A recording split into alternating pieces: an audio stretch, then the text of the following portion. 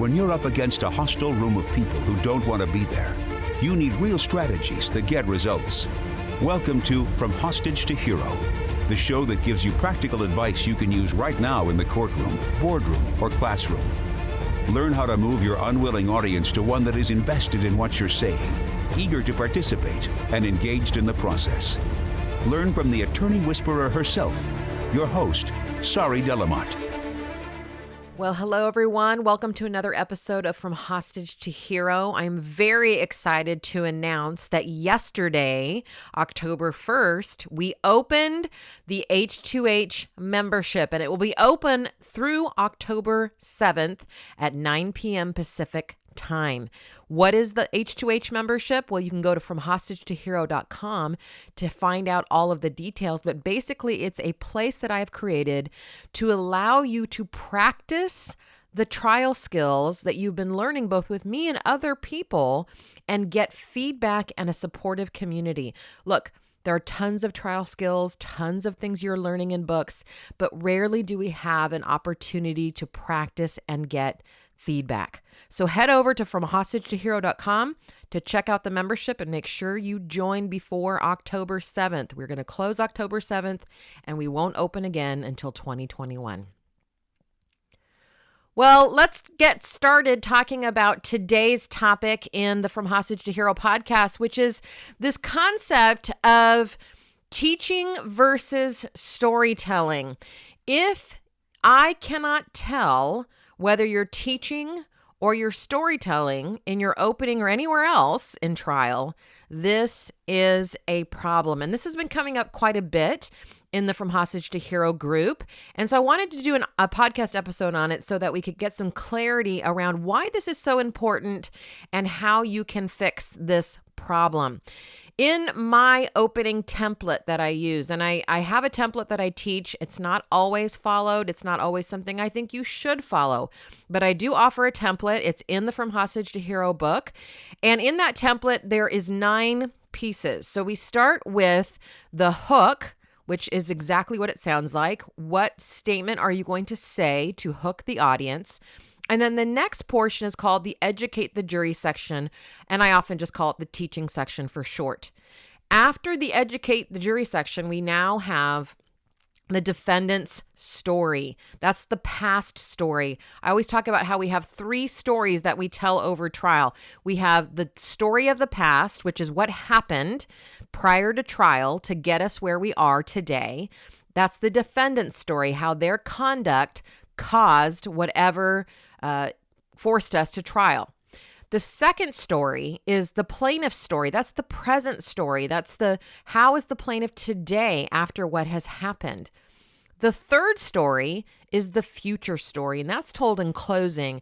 And that is actually 2 stories where we talk about the story where the jury decided to help the plaintiff, and then we tell the story in the future of a jury that chose not to help the plaintiff and really clearly outline to our jurors what impact their decision is going to have on the future of our plaintiff, and more importantly, on the future for the community and for the world at large.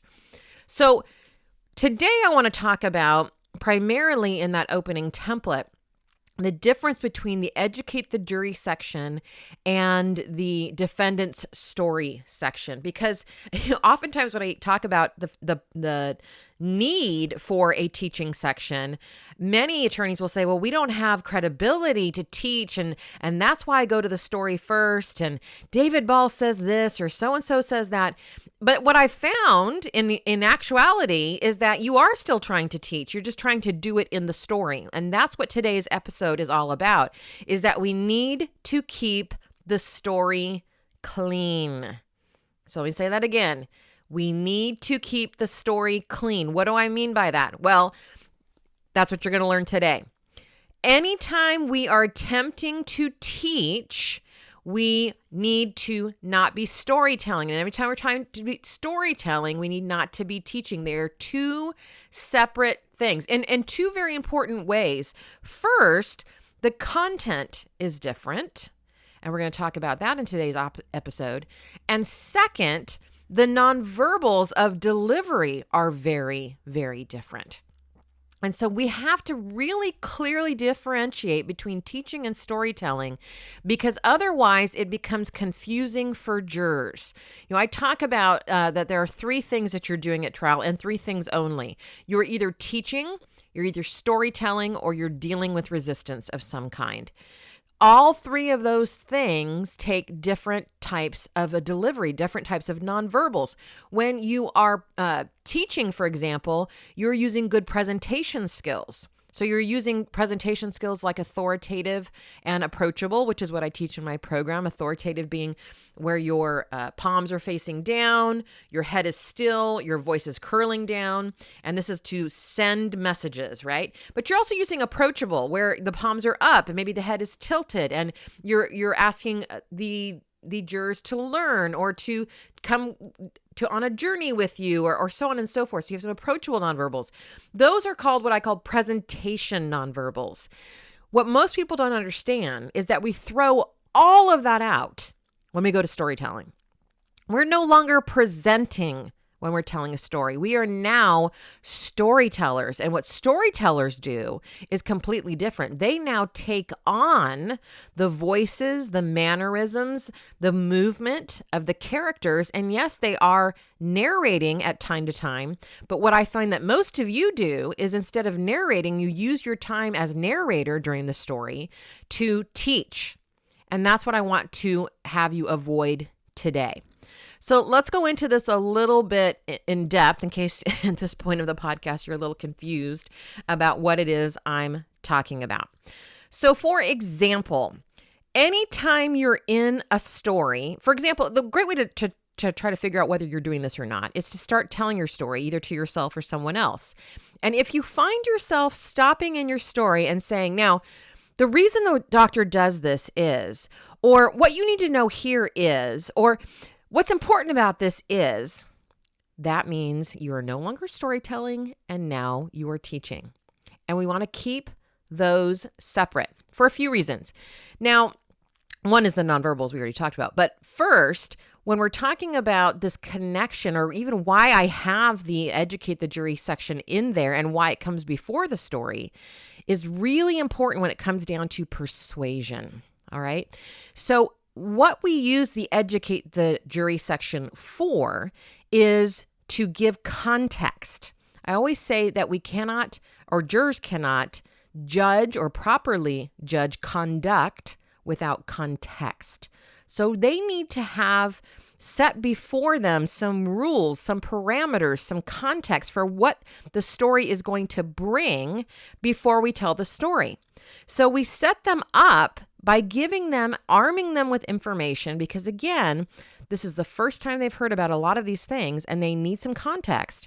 And then once we have that context, we now tell a story that outlines or shows what happened or didn't happen in terms of the context we just set. So the way I like to think about this is the teaching section, or the educate the jury section, is what should have happened. The defendant's story is what did happen. And the two things, my friends, are nearly always juxtaposed against each other, meaning what should have happened is not what did happen. Now, when you put it in this type of context, or you put the things together like this, in terms of persuasion, what ends up happening is the jurors persuade themselves, which we know from social science is the strongest persuasion that there is. Meaning our job is not to try and persuade and manipulate and use gimmicks and strong-arm jurors into believing the things we want them to believe. It's to set the facts in front of them in such a way so that they come to the correct conclusion on their own. And yes, the correct conclusion is our conclusion because we stand on the side of the right, which I continue to remind you over and over again. So if you do it in this way, you take away so much of the need to persuade and the need to manipulate or really strong arm the jurors into your way of thinking, because this is persuasion done for you.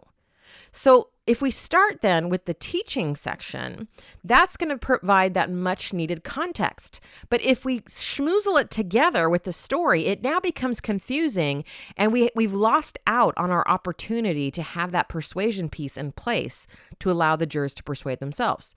So for example, let's say that you are talking about what a doctor should do to perform heart surgery correctly. And so in your teaching section, you would have all of the things and the terms and the definitions there, okay? So you would talk about first thing that a doctor needs to do is X.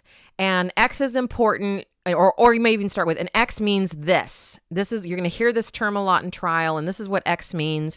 And the reason why it's important for a doctor to do X before performing heart surgery is because if a doctor doesn't do X, then Y could happen, right? So that's really important to put in the teaching section, because that's the tease, right? That's the foreshadowing when we're talking about stories, right? I mean, think about this in actual movies.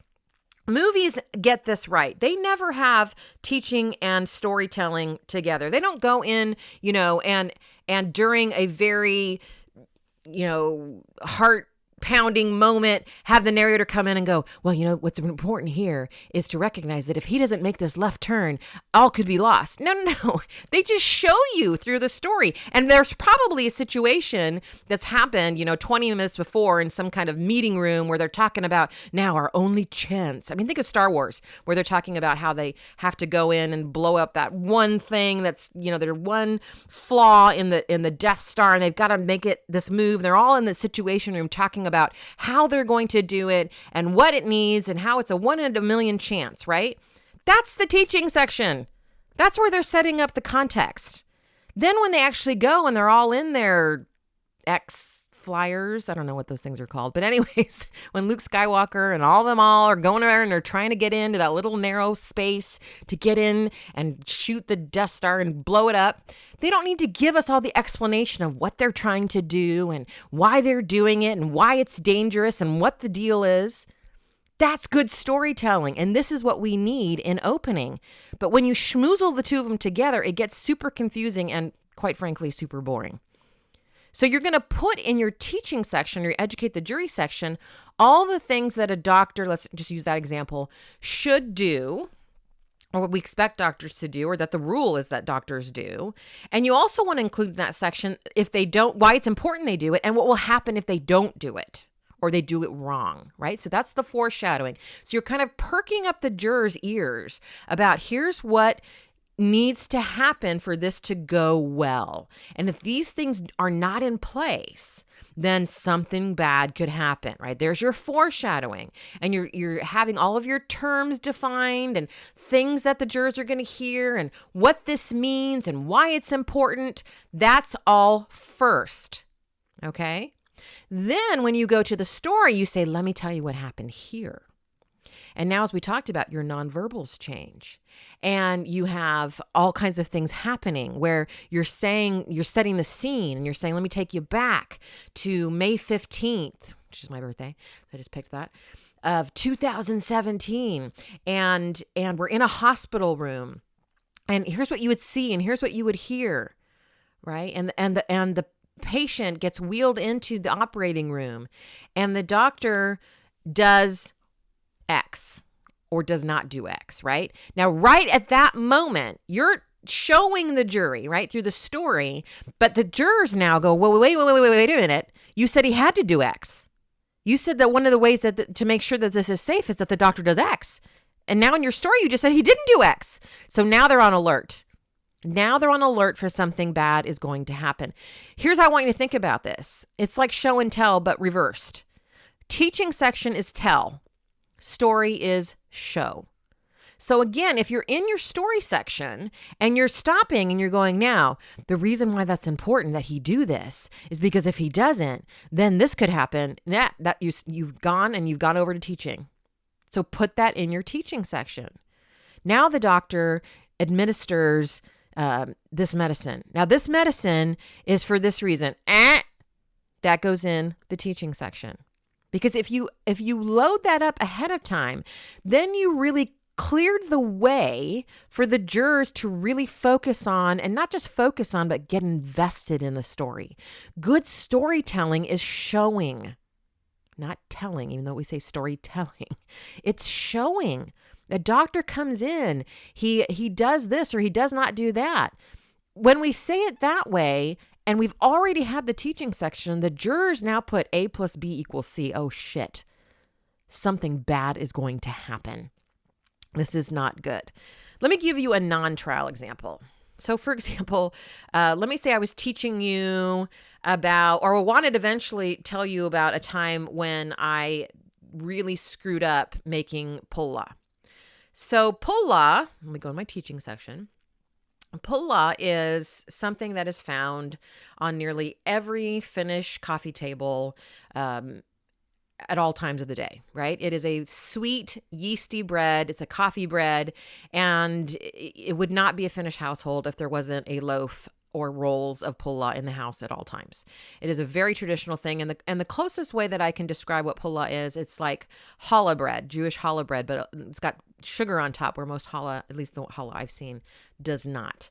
So this is something that I have been learning my whole life to make. I never make it as well as my mom or my cousins or my aunts, but I attempt to do it. And so what's really important, notice I'm going to teaching now, about Paula is a couple things so that you don't get it wrong. It's really all about the yeast. So the first thing that you do when you make Paula is you put the little yeast pellets or whatever those things are, those little granules, into a metal bowl, and then you put about a half a cup of lukewarm water. Now this dissolves the yeast and gets it activated. Here's what's important. You do not want that water to be scalding hot. Why? Because if it is scalding hot, it will kill the yeast and your bread won't rise. Now, after you see that yeast start to bubble, you know that it's being activated, and you can start adding some sugar, and that will help the yeast continue to activate. And then after that gets kind of schmoozled together, you start adding your lightly beaten eggs, and then you go to flour. Now, here's the second thing about Paula. You do not want to add too much flour. If you add too much flour, here's what could happen. It gets really stiff and dense. And we don't want that. We want a nice, light, yeasty bread. So if you put too much flour in, you have to kind of see as you're doing it. But anything more than 7 cups, you're at risk of having too a yeasty or dense bread. Now, as you're adding that flour cup by cup, about halfway in, you're going to melt 2 sticks of butter, and you're going to put that in. Now, here's what's important here. You do not want to overheat the butter, because that's another thing that could kill the yeast. If the butter is too hot, then it'll also kill the yeast and your bread will not rise. Once you've got that, you put it on a floured board, you knead it a little bit, put it into your braids or your rolls, let it rise, and boom, you bake it and it's good to go. All right, there's some other steps, but I'm just making it short. Now, let me tell you what happened in my case. Now, I want you to notice how I'm going to juxtapose the story against the teaching section.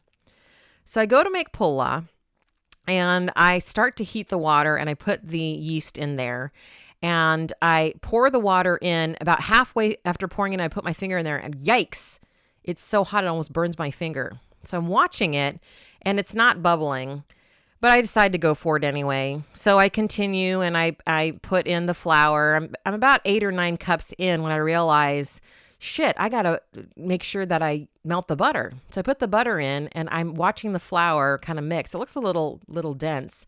And I go back, and I notice that the butter is absolutely bubbling in the microwave. But I got, what the hell? And I throw it in.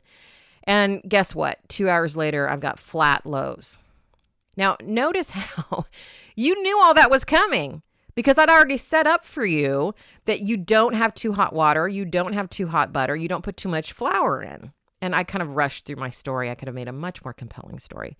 But you get the point, is that if I would have said, now here is what I'm doing, and here's why this is important that I'm doing it, is because if I don't do this, then this is going to happen. Okay, back to my story.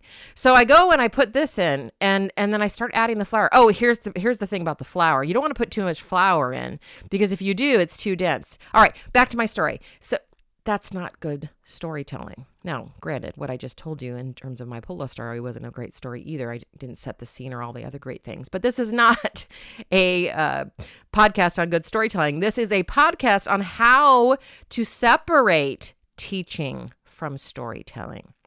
And so what I really want you to get from this episode is that anytime you are explaining or defining in your story, that is a sign to you to take it out of your story and put it in teaching first. Again, because 1, it keeps your story clean, and 2, it helps us persuade. Because if you put that in your teaching section, then the jurors are now primed to listen for someone doing it right. And as you tell your story of someone who did it wrong, you don't have to say, here, look, they did it wrong. The jurors know because you've put it in teaching, and they're like, wait a minute, that is not how you're supposed to do this. But when you keep the story clean by having that teaching section first, it also makes for more compelling storytelling, which I'm going to do another podcast on and talk all about storytelling and all the great things you can do in stories. And I'll pick a better story than my Paula making story. But in today's episode, what I really wanted you to get is keep teaching and storytelling separate, because it will really assist you both in terms of persuasion and in terms of the jurors being able to follow and in terms of it making a much better story. So we'll continue this in the next episode when we talk more about compelling storytelling. See you then. And if I don't see you then, make sure you at least join up for the H2H membership. It's open through October 7th. Can't wait to invite you and welcome you as an H2H crewbie. See you soon. Bye.